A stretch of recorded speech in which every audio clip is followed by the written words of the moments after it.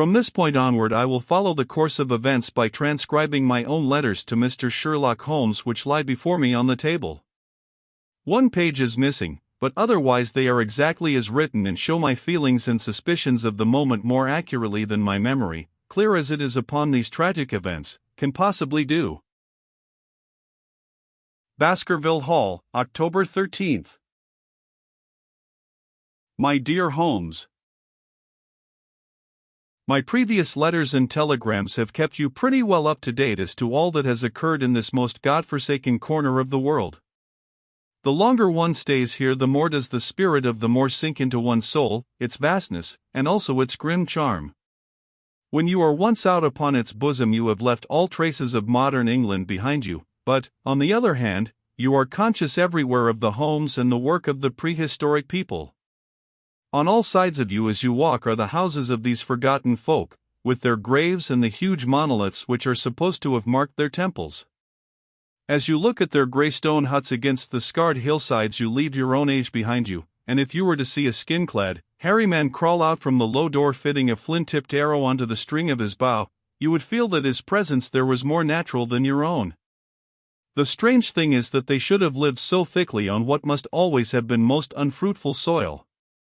I am no antiquarian, but I could imagine that they were some unwarlike and harried race who were forced to accept that which none other would occupy. All this, however, is foreign to the mission on which you sent me and will probably be very uninteresting to your severely practical mind.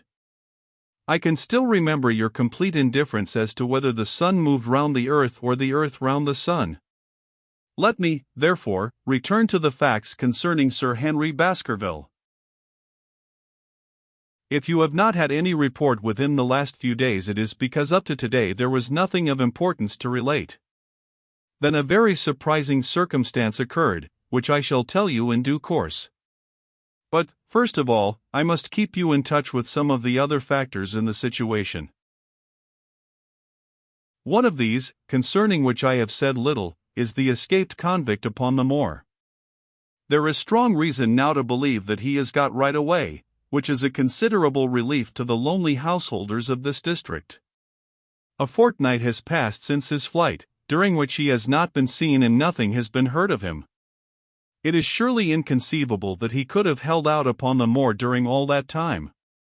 Of course, so far as his concealment goes, there is no difficulty at all. Any one of these stone huts would give him a hiding place. But there is nothing to eat unless he were to catch and slaughter one of the moor sheep. We think, therefore, that he is gone, and the outlying farmers sleep the better in consequence. We are 4 able-bodied men in this household, so that we could take good care of ourselves, but I confess that I have had uneasy moments when I have thought of the Stapletons. They live miles from any help. There are one maid, an old manservant, the sister, and the brother, the latter not a very strong man. They would be helpless in the hands of a desperate fellow like this Notting Hill criminal if he could once effect an entrance. Both Sir Henry and I were concerned at their situation, and it was suggested that Perkins the groom should go over to sleep there, but Stapleton would not hear of it. The fact is that our friend, the baronet, begins to display a considerable interest in our fair neighbor. It is not to be wondered at, for time hangs heavily in this lonely spot to an active man like him, and she is a very fascinating and beautiful woman. There is something tropical and exotic about her which forms a singular contrast to her cool and unemotional brother.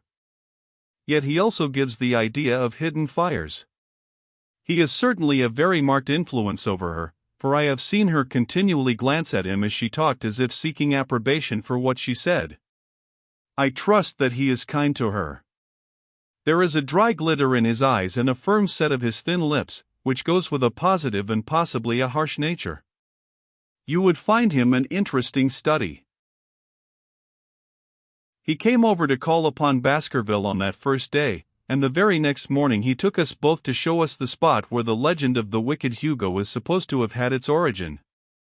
It was an excursion of some miles across the moor to a place which is so dismal that it might have suggested the story. We found a short valley between rugged tors which led to an open, grassy space flecked over with the white cotton grass.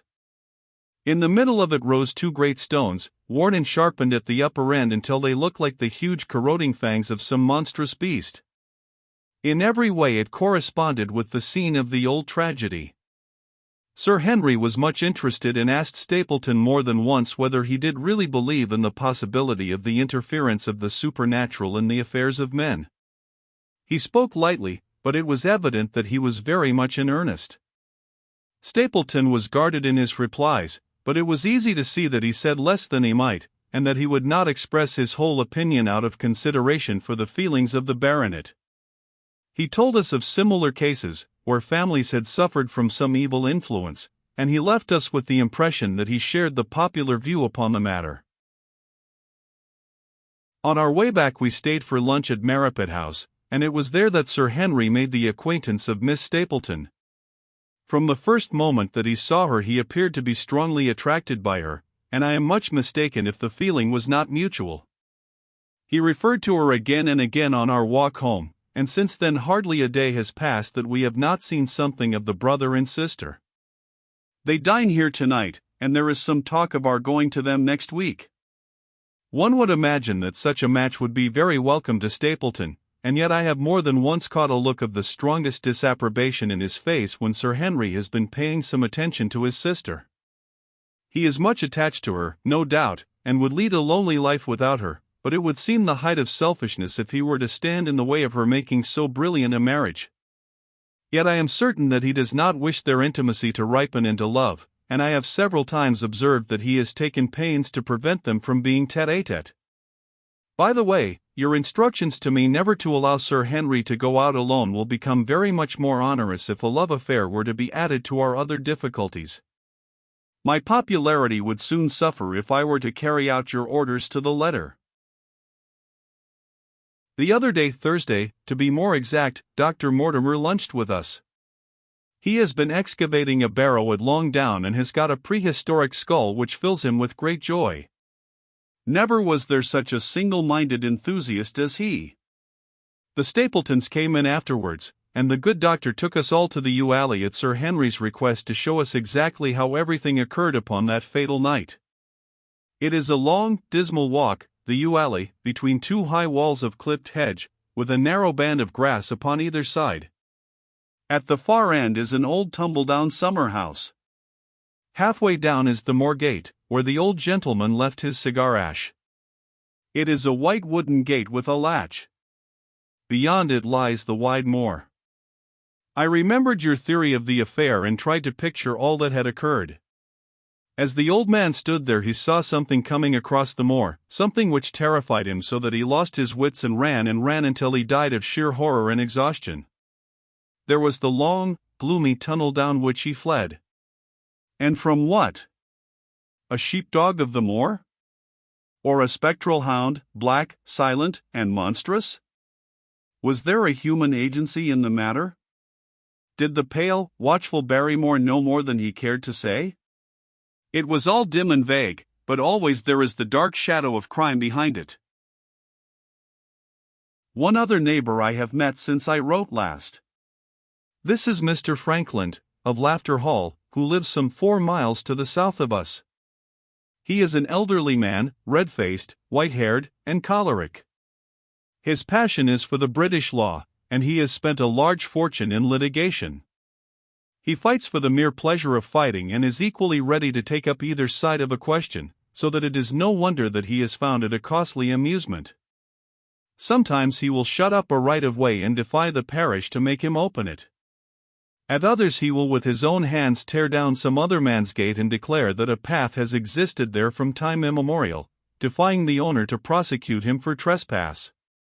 He is learned in old manorial and communal rights, and he applies his knowledge sometimes in favor of the villagers of Fernworthy and sometimes against them, so that he is periodically either carried in triumph down the village street or else burned in effigy, according to his latest exploit.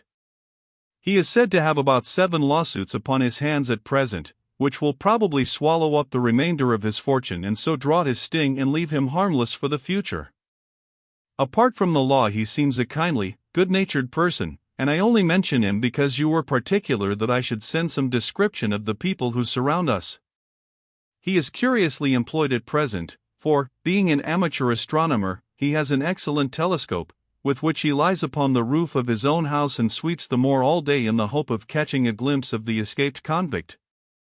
If he would confine his energies to this, all would be well, but there are rumors that he intends to prosecute Dr. Mortimer for opening a grave without the consent of the next of kin because he dug up the Neolithic skull in the barrow on Long Down.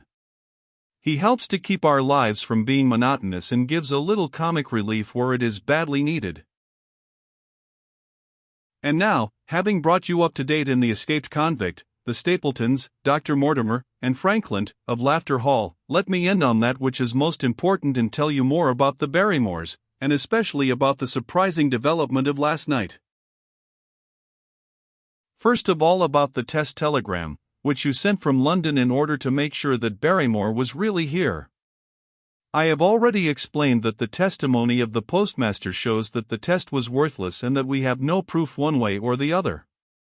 I told Sir Henry how the matter stood, and he at once, in his downright fashion, had Barrymore up and asked him whether he had received the telegram himself. Barrymore said that he had. "Did the boy deliver it into your own hands?" asked Sir Henry. Barrymore looked surprised, and considered for a little time. "No," said he, "I was in the box room at the time, and my wife brought it up to me." "Did you answer it yourself?"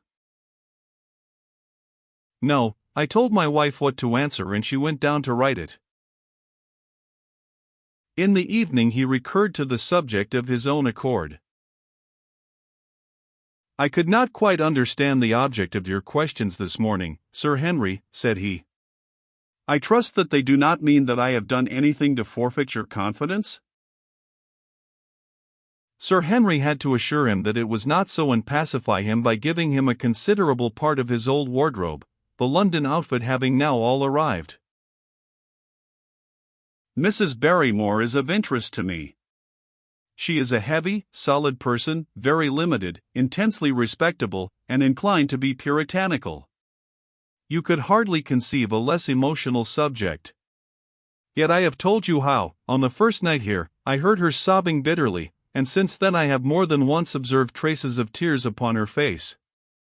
Some deep sorrow gnaws ever at her heart. Sometimes I wonder if she has a guilty memory which haunts her, and sometimes I suspect Barrymore of being a domestic tyrant. I have always felt that there was something singular and questionable in this man's character, but the adventure of last night brings all my suspicions to a head. And yet it may seem a small matter in itself. You are aware that I am not a very sound sleeper, and since I have been on guard in this house my slumbers have been lighter than ever. Last night, about 2 a.m, I was aroused by a stealthy step passing my room. I rose, opened my door, and peeped out. A long black shadow was trailing down the corridor. It was thrown by a man who walked softly down the passage with a candle held in his hand. He was in shirt and trousers, with no covering to his feet. I could merely see the outline, but his height told me that it was Barrymore. He walked very slowly and circumspectly, and there was something indescribably guilty and furtive in his whole appearance. I have told you that the corridor is broken by the balcony which runs round the hall, but that it is resumed upon the farther side. I waited until he had passed out of sight and then I followed him. When I came round the balcony he had reached the end of the farther corridor, and I could see from the glimmer of light through an open door that he had entered one of the rooms. Now, all these rooms are unfurnished and unoccupied, so that his expedition became more mysterious than ever. The light shone steadily as if he were standing motionless. I crept down the passage as noiselessly as I could and peeped round the corner of the door. Barrymore was crouching at the window with the candle held against the glass. His profile was half turned towards me, and his face seemed to be rigid with expectation as he stared out into the blackness of the moor. For some minutes he stood watching intently. Then he gave a deep groan and with an impatient gesture he put out the light. Instantly I made my way back to my room, and very shortly came the stealthy steps passing once more upon their return journey. Long afterwards, when I had fallen into a light sleep, I heard a key turn somewhere in a lock, but I could not tell whence the sound came. What it all means I cannot guess, but there is some secret business going on in this house of gloom which sooner or later we shall get to the bottom of. I do not trouble you with my theories, for you asked me to furnish you only with facts. I have had a long talk with Sir Henry this morning, and we have made a plan of campaign founded upon my observations of last night.